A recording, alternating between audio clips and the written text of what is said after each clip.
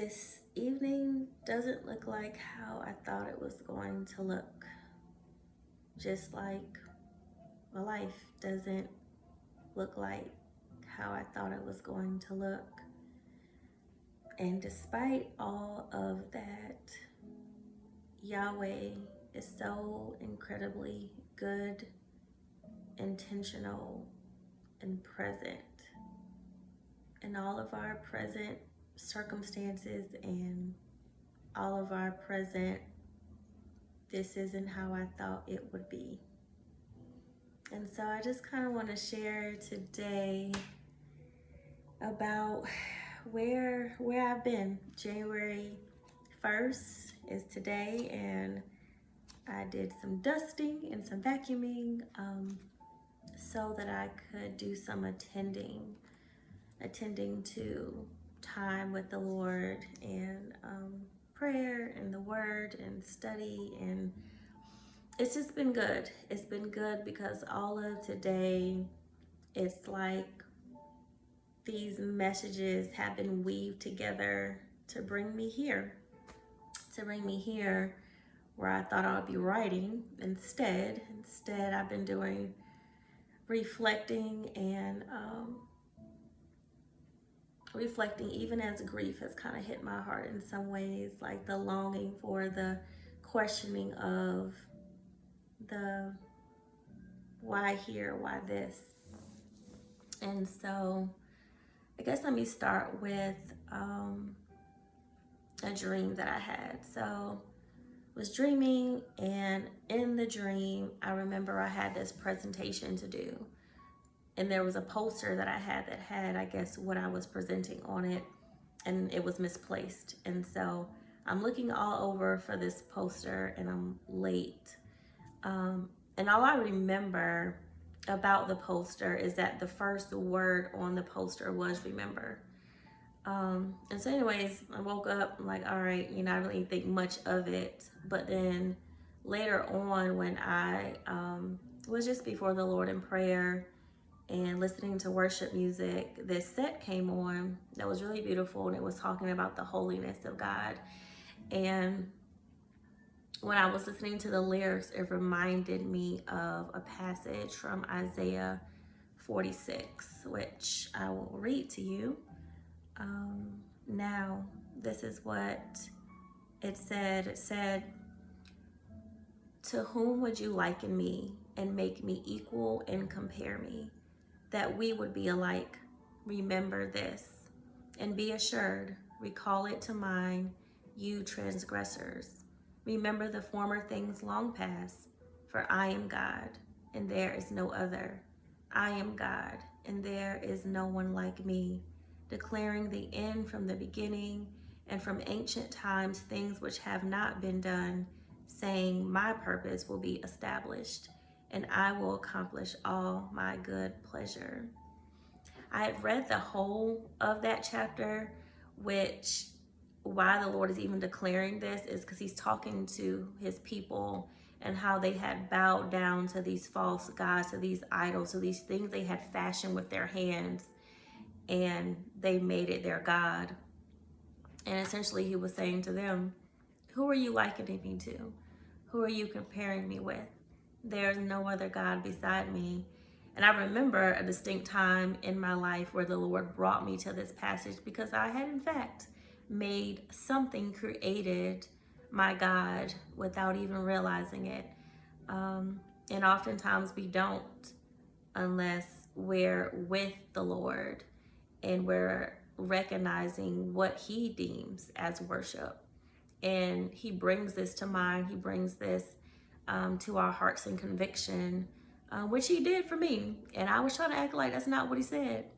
But it's what he said, and it's what he meant.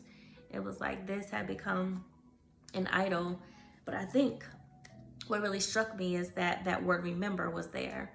So fast forward throughout the day, I was doing some other studying and reading. So one of them was this book that a sister had gotten me probably 2 years ago now, and I have not opened it or read it. There's just been other things on my to-do list. And so as I was thinking about what I was going to be focusing on for the next 30 days as I'm doing this consecration plan that Melody, Elisa is overseeing, I saw this book that said 30 Days with Jesus or Yeshua. And I was like, well, there goes my 30 days right here, already prepared for me, already planned. And as I was going through these questions, it definitely just hit some tender areas of my heart, and those parts of my life where I was like, man, the Lord is faithful. He's faithful even in the, again, I don't understand, and in the, this is not how I hope things would be, parts of my life. And so I did my little study and I wrote the little, my answers out and all of that, and was going to move on. I was going to move on to writing. And so before I did that, I ended up seeing this email that I had gotten from Rabbi Jason Sorbel, and I read it. And why did I read it? Because it was like everything that he was saying in this message that he had shared was like bringing up all these themes that I had been wrestling through and talking about throughout the day. My Brooklyn Baptist young adult ministry prayer partner surprised me with a call today, Mr. Jelani Kerr, and that was such a sweet conversation. Getting to chat with him for a couple of hours, and a lot of what we talked about again brought back to remembrance these tender areas, but also these areas where the Lord has shown me such great faithfulness. And so I was encouraged by a number of these things and just wanted to share them with you in case you're in a season of, I didn't think it would look like this. This is not what I hoped for. Man, just how the Lord is faithful to us, and how he does fulfill his promises, like even when our circumstances don't look like it. And so I think I'll probably start with just sharing a few of the things that were written in the message that Rabbi Jason Sorbel shared. So one, he was talking a little bit about the story of Joseph and his journey. He said this, he said, from the pit to the prison to the palace, we read one account of God's faithfulness after another. We see that circumstances do not determine our success, but God's presence in our lives. We discover that God's purposes, though challenged, will not be thwarted. And that word thwart kind of stuck out to me, and I was like, man, I wonder like if this is in a particular chapter. It made me think of Isaiah 54, and so I went there and read it. I was like, no, that word isn't there. But definitely as I continue to read this next section, I was like, but so much about Isaiah 54 is about the Lord's purposes not being thwarted, and specifically as promises he's given me in my life. And so I'm going to read you this next little part I pulled out that Rabbi Jason shared. So he said, he was talking about Ephraim and Manasseh, and how Jacob had anointed Ephraim over Manasseh, even though he was the second born. So he said second born, but in first place. This scene calls to mind something Yeshua said. What father, if his son asks for a fish, will give him a snake instead? Or if he asks for an egg, will give him a scorpion? If you then, being evil, know how to give good gifts to your children, how much more will your heavenly Father give the Ruach HaKodesh to those who ask him? And the Ruach HaKodesh is the Holy Spirit.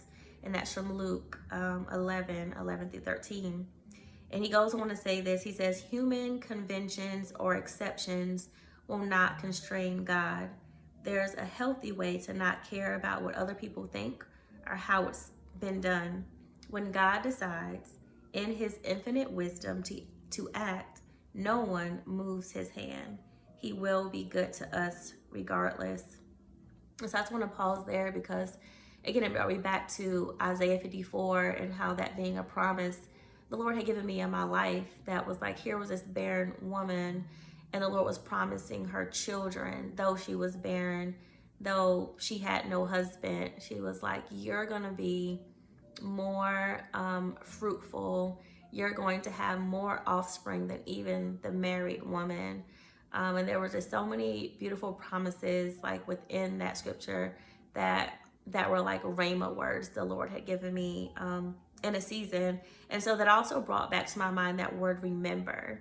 And I was wondering, like, is this all tied together? Like, do I need to remember the promises of the Lord, especially as I got these other things about God's faithfulness in my 30-day book, and then also in the message that Rabbi Jason shared, and also in my conversation with my brother today, just remembering God's faithfulness through so much of my journey. And I'm going to read this next part that Rabbi Sorbel shared. He said, his blessing of Ephraim aligned with the broader prophetic plot. From Abel to Isaac to Jacob to Ephraim, the Torah highlights the significance of the second son. Why? Because all is grace. In other words, we experience God's goodness precisely because he is good, not us. And how true is that? Man, like, I am not good, and my heart straying, wicked, deceitful, and yet the Lord has been so profoundly good to me, just trusting, unfaithful to him, and yet he continues to pour out his faithfulness and goodness to me in spite of me. And that's just overwhelming to think about. The goodness and the faithfulness of God despite our lack of goodness and faithfulness.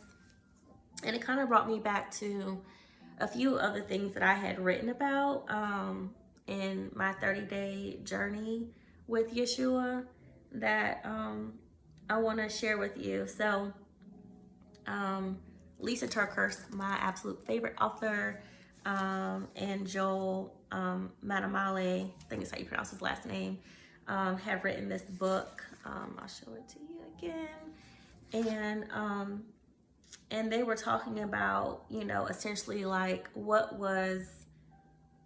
they first were talking about Adam and Eve, right? And how they had been made in the likeness and the image of God. And this idea that our dignity precedes our destiny, but destiny always comes with dignity. And so we're made in the likeness and the image of the Lord, and yet with that comes purpose. And so it was given like all these things that they had been given to do, to have dominion over creation, to be fruitful and to multiply and fill the earth, to subdue the land, to keep the land, told not to eat the fruit, and tempted by the servant, eating the fruit and then allowing sin to enter. But the question that they asked here was, how does knowing you're made in the likeness and image of God reassure you in a situation you're facing right now? So I'm going to read you what I wrote. I said, I am where Yahweh desires me to be, becoming as he desires me to become, and being who he has designed me to be. How he has created me is as a work of art, fashioned for his use and purpose, to be a reflection of how he is for his glory. When I long for a different station and lot, I can be assured I am able to accomplish his purpose for me in the one I've been given. I am a single co-parenting mom, full-time servant in the space of human trafficking. I am called to be fruitful here, tend here, and Yahweh enables me to. I can obey the guidelines and stay within the borders given me to operate in these roles and spaces. And so that was like the first little prompt that kind of again brought back that space of tenderness, but also a reminder of God's faithfulness.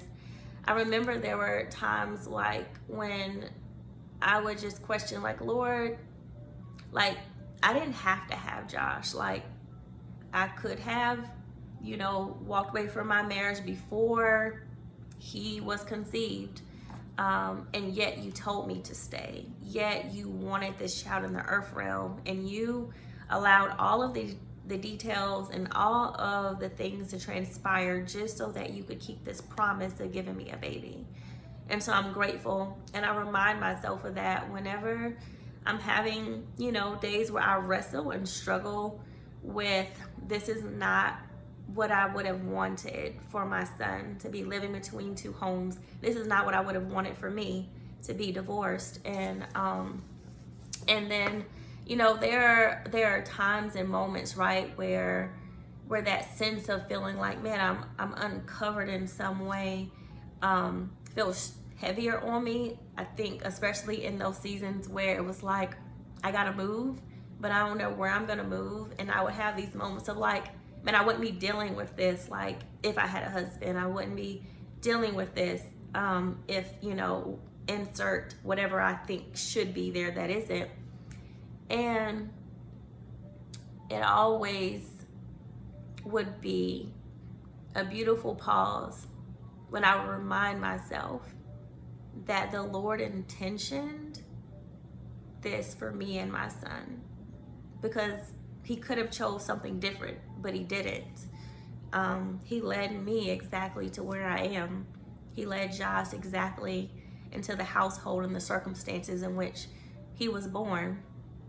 And I think that I've wrestled, just with, again, this idea of like, this is not what I would have wanted, but God has still been faithful, even in what has been imperfect pictures to me. Which I just want to go ahead and read you like the next reflection and like how this ties into that. So it says, how does this truth about Yeshua's faithfulness encourage you in what you're walking through right now? And so I said this. I said, I would not have chosen to be a single co-parent, my child living between two homes, me being responsible for all of my home, particularly with a child. Yet God's sovereignty saw it would be good for me, for Josh. I know that he is my ultimate caretaker, provider, comforter, husband, and father. I rest in these truths and realities when I question the circumstances of my life, when I want them to be different. He knows what is best, and he is my best. And then I came back and wrote this, and I said, and he chose this way for me, though it wasn't the right and perfect way in which he envisioned family, a husband, a wife, and godly offspring from them. And so just wrestling through, again, like what we think things should be like versus what the Lord has allowed them to be, but how he's still able to accomplish his purpose. Like the word said, his purposes will not be thwarted. Like whatever the Lord intentioned, it is going to be.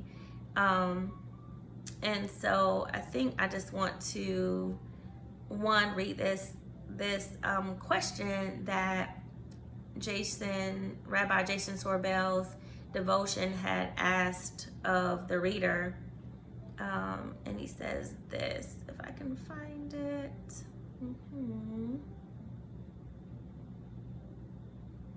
So this is the question he asked. He says, the scene of Jacob crossing his hands over Ephraim and Manasseh shows God's freedom to override human order, tradition, and assumptions. Where might God be inviting you to surrender your sense of how things should work so you can receive the blessing he actually intends to give? And I just love that the Lord loves to repeat himself, right? For our goodness, for our good. And so many of these themes throughout the day were repeated for me. This idea of surrender, as I'm also reading this book as well, that I already mentioned. It's just been really good to see, like, man, like, how can I surrender,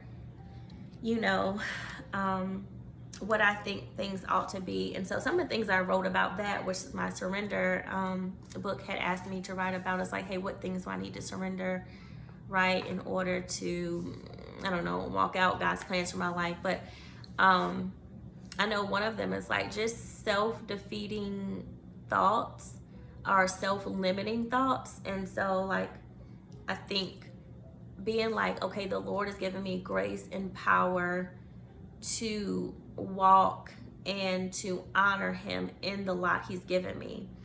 And so if I believe that, then I can walk forward in that, as I sometimes wrestle with, Lord, there's not enough time, or maybe there's not resources, right, that there would be if there were like this 2-parent household. It's like me eliminating these self-limiting beliefs to fully embrace, like, okay, what has the Lord given me?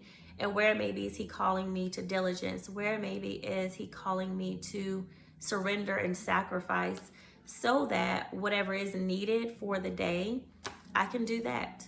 I can accomplish that. And trusting and knowing that the Lord's given me everything that I need, to be who I am and how I am and where I am. And I just want to encourage you in the same way. The Lord is with you. He's faithful to you. And when you're wrestling with the realities and the circumstances of things that you didn't hope for, and the things that you hope would be different, lean into his faithfulness. Ask for the way of surrender, and knowing that he will give us good gifts, and knowing that he will keep his promises to us, and knowing that he will sustain us because he promises to. All right, I think that's all I wanted to share with you guys for now. There's so much more here, but this is truly long enough, and I hope in some ways that it's an encouragement to you.